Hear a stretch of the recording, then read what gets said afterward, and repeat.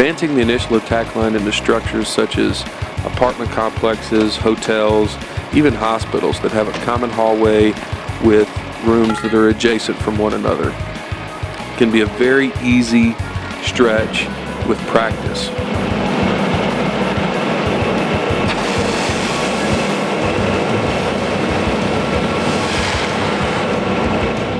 In the demonstration here, you'll see a nozzle, a backup, an officer, and a door, slack, or control, whichever you want to call it. As they advance down the hallway and into the fire room, the doorman will come up and make a long loop into the adjacent room. Oftentimes you'll have to force this door open, but it provides such an easy stretch. Make long loops into the room,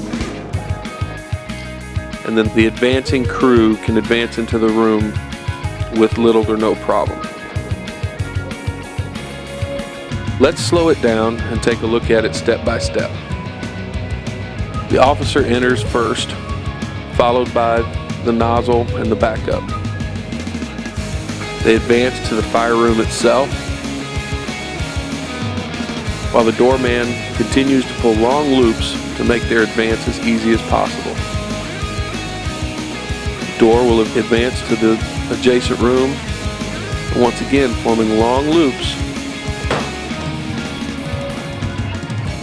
and then stand by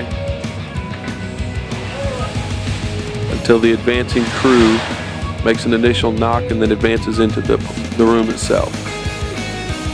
You'll see just how easy it is to advance into the room. You don't have to worry about corners, catching couplings. Just makes the job so much easier.